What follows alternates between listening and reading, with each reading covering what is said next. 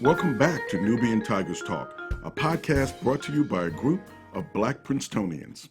I'm Ray Smaltz, along with my co-host Michelle Jacobs, and in this episode, we conclude our discussion with two of the principal advisors for the Football Players Health Study at Harvard University, Dr. Herman Taylor, Director of Player Engagement in Education, as well as a graduate of Princeton University, class of '76, and Dr. Ross Zafanti, Principal Investigator for the study and Chair of the Department of Physical Medicine and Rehabilitation at the Harvard Medical School. Did the study find variances in health outcomes depending on how long the players were in the pro leagues? Or did you find an accumulation of injury, like if they started out in the pee-wees and then went through high school and then college? What kinds of data was the study producing there? So I think we found, Michelle, some more challenged outcomes, some worse outcomes for people who had longer career paths from an exposure perspective.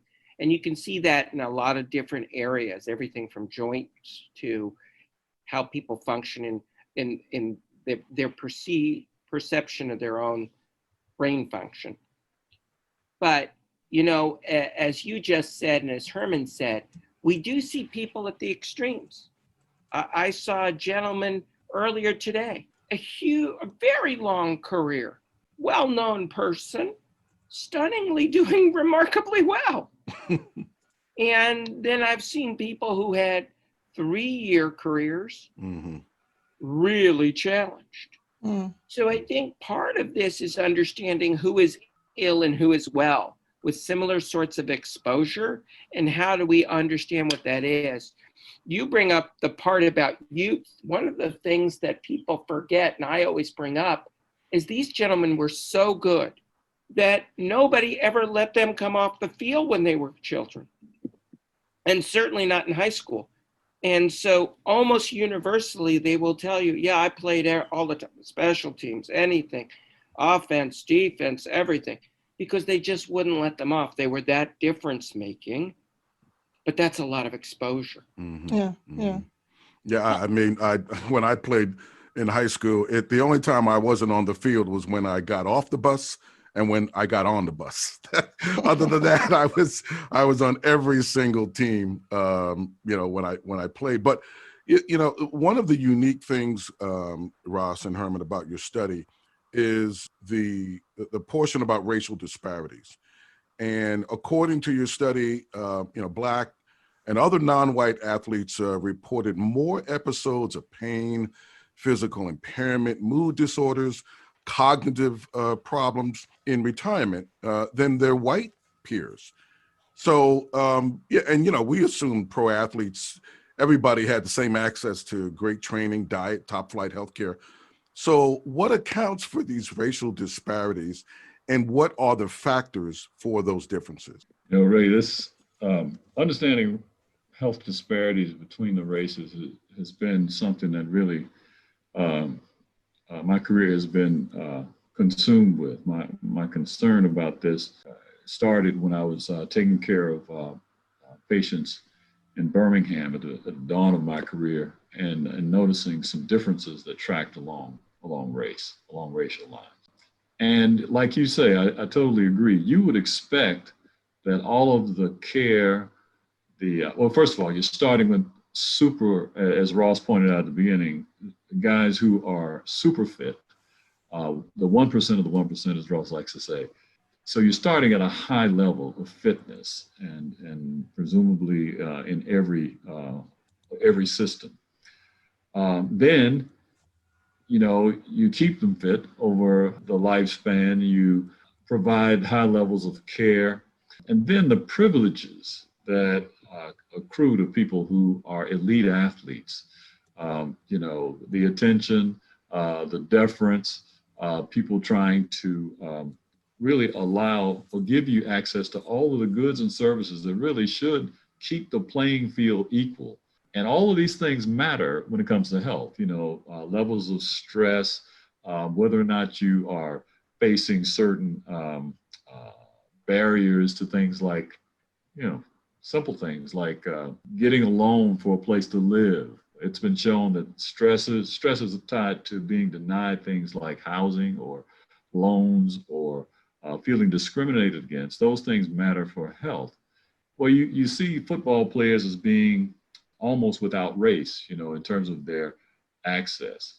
As it turns out, all of those things, the beneficial health, for starters, at baseline, the access to good care, the privileges of the quote good life that football represents in everybody's imagination, don't seem to keep the playing field level for Black and white athletes.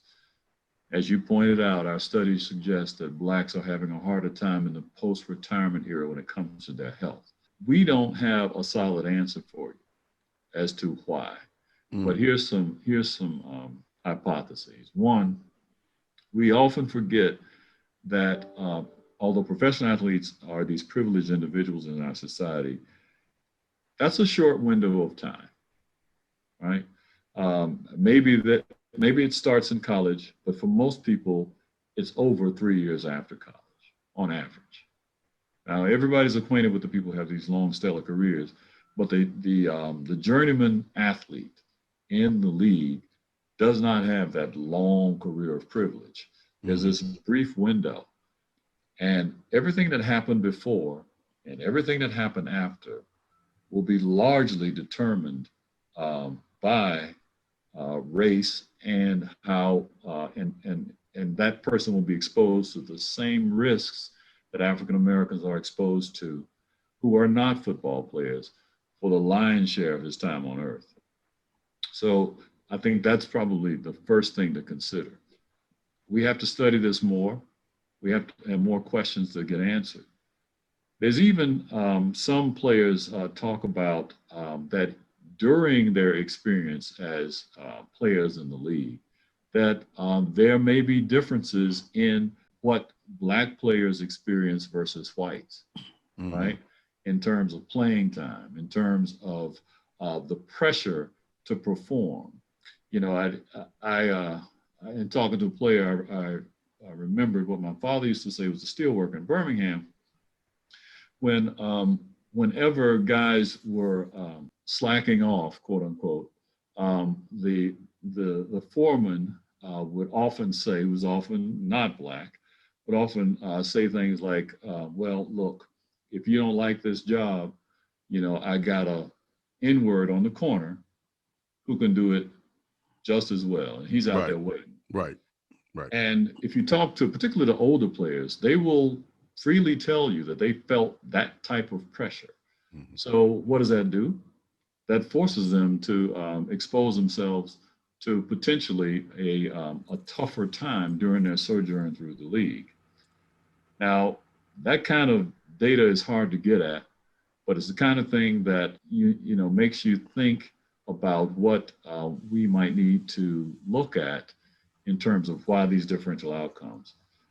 Finally, I would say, so that I think touches on what happens before and what happens during. What happens after, when all the privileges are removed? Well, I guess I already said it. They become like every other African American for the most part. There are exceptions, obviously, but I think the astounding lesson for me is that it takes a lot to overcome the forces that produce health disparities. Even a tremendously privileged time in college and professional football, the most celebrated sport we have, right? That makes millionaires instantly out of large numbers of people. That as a part of it, you gain a college education, at least many do gain a college education. That doesn't fully offset the advantages that being non-Black in this society generally is tied to. So it's a very controversial observation, but I think it's true. And I think we have to work to get to the bottom of it and try to continue to dedicate ourselves to resolving disparities. not just for football players, but for society at large. Russ, you want to kick in on that? Or Yeah, I mean, I can't agree with Herman more. You know, it's a stunning finding. You equitize things like college, early life, earnings, and still the disparities of health are there, which tells us really in so many ways how remarkably insidious this is and how it's inculcated into the unfortunate very fabric of our society. Mhm. You know, I sort of want to circle back around for a minute to the thing about not being taken out of the game, but I'm going to do it this way by altering one of the questions we had sent you. We all know that particularly American football, as well as other sports, are deeply ingrained in the culture of our country, right?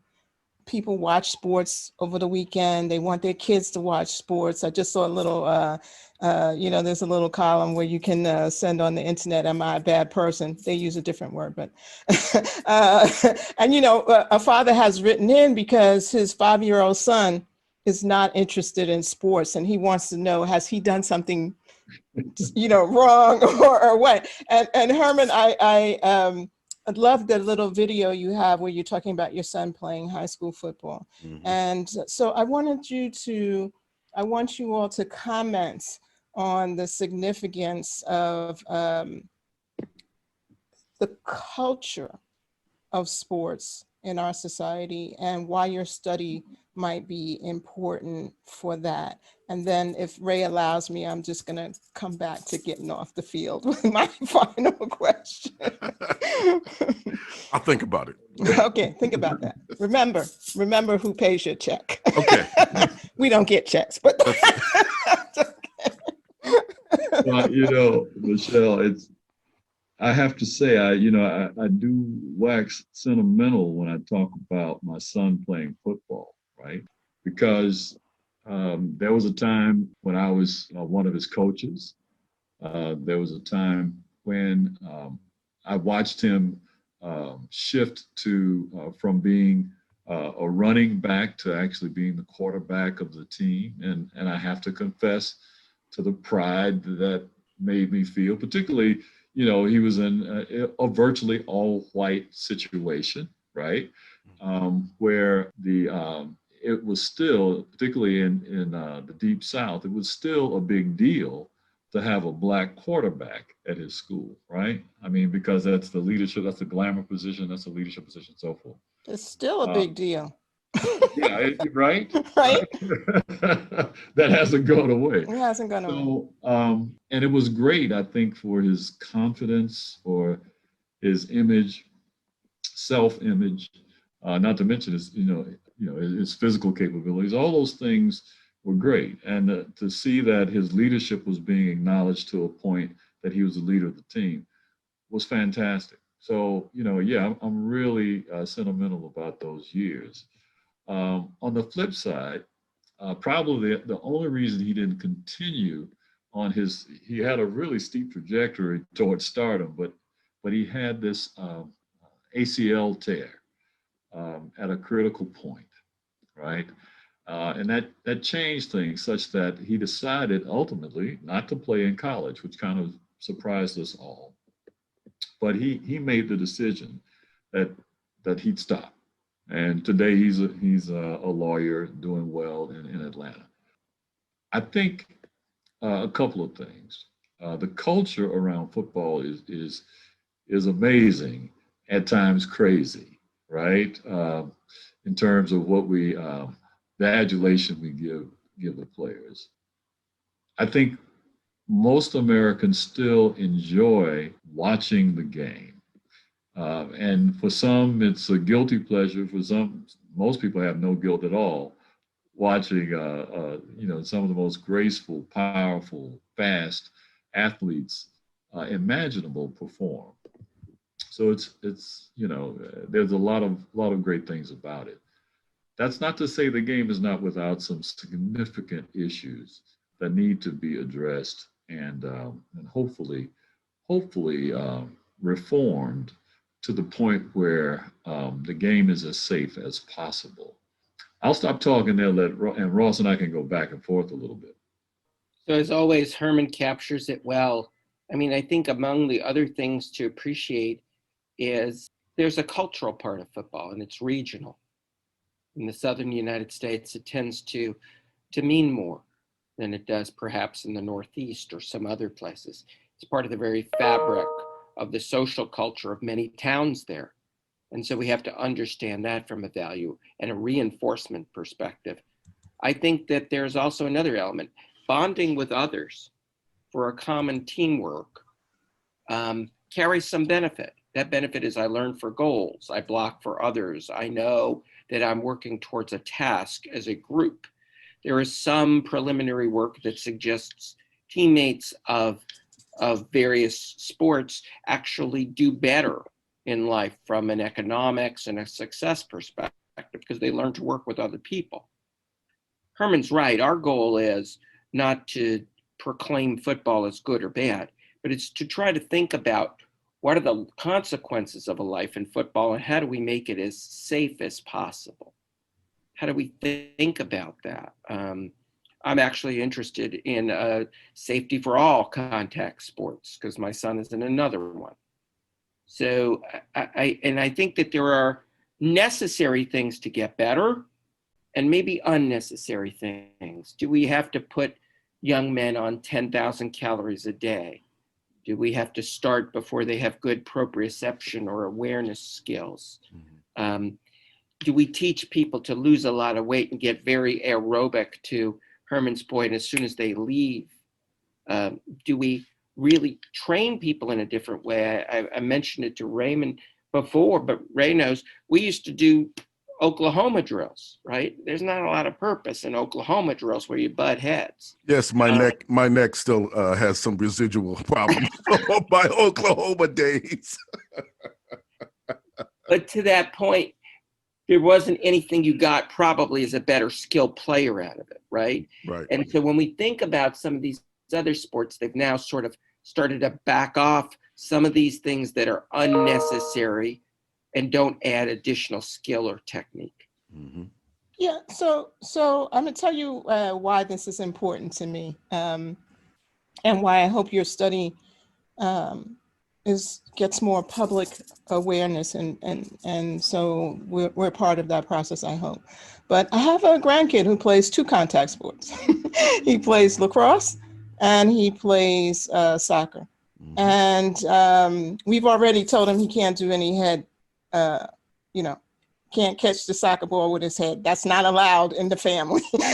But in the lacrosse field, I see that there have been some changes in terms of the penalties that will be assessed when kids hit each other in a certain way, particularly around the head area. But one of the things I frequently heard him complain about pre-COVID, before seasons were canceled, was that they took him out of the game, right? That he was doing great, and he plays all the positions. He can run towards the goal. He can keep people from, I just won't let him be a goalie. But so now I can say to him, no, when they take you out of the game, it's good, right? It's good. It allows your body to not be abused, and so that you can play for a longer time than you've been, because they start those kids at 5. Yeah. Playing lacrosse. So, I was just so happy to hear the discussion with you guys, and even in our pre-talk, that it's about making sports safe, mm-hmm. right? Because we don't want to demonize anybody in sports, but we also don't want our kids, our teenagers, our college students, and our professional athletes to be injured either. Right. So, Ray, you have, before we let our guests give their final thoughts on what's happening. No, I just, I was fortunate to have seen Herman on a show 3 years ago, or almost 4 years ago now. And he was on with several different NFL players who had retired, who I had met during my years of covering NFL football. And I said, this study is tremendous, because, there's too many incidents of listening to young, especially African-American men, taking their own lives because of early stages of dementia or depression or alcoholism or drug addiction. And so much of this has been due to their careers where, you know, they had a hard time adjusting after their career was over. And I think that the work that Ross and Herman are doing is going to help those guys, especially as they're participating as pro athletes. If they can understand how to reorient themselves as they get out of their careers and have a longer life at the end, there's nothing but good that can come out of that. Yeah. Yeah. So guys, take us out. Give us each, what do you want our audience to remember about this and to look out for from your perspective? What's your key takeaway? Well, Ross, you want me to go first? I would say that it's a great privilege and pleasure to work with these former players, right? They can teach us so much. Obviously, they can teach us about the specifics of life in football, which of course began way before, for many of them, they were professionals, and what the consequences, both negative and positive, are of such a life. But they're also a model for the rest of society in a lot of ways. They're teaching us that the health disparities we see out in the broader society are tremendously difficult to overcome, and that it's going to take real national effort and commitment to make a difference in such an important and fundamental part of life. They're teaching us about the definition of resilience. You know, what does it mean to overcome challenges like chronic pain, you know, the sequelae of multiple surgeries, the withdrawal of fame and fortune, those psychological journeys. There are lessons for all of us in the journey that many of the players take, and they are sharing with us some of the really the intimate details of health and psychological state and their dreams for their future and their concerns about the people coming after them playing the game. And they can inform us about how to make what the sport that America has loved for generations, something that will be good and preserved in future decades. I don't think anybody, like you said, we're not demonizing the game or the people who play it, but we think there's a lot of potential for making it better in the years to come. So we're excited, and we hope we've got a group of 4,100 plus guys who are involved already. Oh. And we're hoping to keep it growing, and for the guys who are involved to keep them involved. Excellent. Excellent. Well, I'll ask our leader to close us out. Well, I would rather be referred to you as your collaborator, but Who got subjected? I think Herman captured it well. The only thing I would add is this is the largest study of former professional players in the world. And the thing we're very focused also on is not letting people get a message of hopelessness, that there is hope. There's hope in what we're learning. There's hope in also what we know how to treat to potentially make people feel better. And there's hope in us understanding more. And as Michelle has been advocating for us to do, there's hope in understanding how we can make things even safer. So we would say that understanding all of these factors and creating messages of hope probably are a way to see ourselves or envision ourselves all together moving forward. Fantastic. Gentlemen, thank you so much for your time. This has been an enlightening discussion, and I'm sure Michelle is going to sit down and spend 15 minutes with her grandson and tell her all that she knows now with him. So You better believe it. You know how to reach us, Michelle. I heard. Team play starts next week. That's right. There we go. Thank you so much. Thank you, you all. guys. Thank you so Bye-bye, much. guys. And Michelle, even though we didn't bring it up with Dr. Taylor and Dr. Zafanti, I'd like to make sure that all of our listeners understand that the football players study at Harvard University is not affiliated with the class action lawsuit that was filed on behalf of more than 4,500 ex-players in 2012, where the NFL agreed to a settlement of up to $1 billion in compensation for retired players with serious medical conditions linked to repeated head trauma. The litigation about the concussions is an important piece of litigation, but as you said, it's not part of what we were talking about today. Perhaps that can be the subject of a future Nubian Tigers podcast episode. So if you enjoyed what you heard today, visit our website, nubiantigerspodcast.com. In addition to the podcast, we also post a resource page for each subject to provide additional sources of information. Follow us on Twitter. Our handle is @NubianTigers, written as one word. We're also on YouTube on the Nubian Tigers podcast channel. Our podcast is hosted by Anchor.fm, but if you have a favorite podcast app, we're probably on it. Just look for Nubian Tigers Talk. Looking forward to sharing some knowledge with you next time. Wake up, wake up, wake up.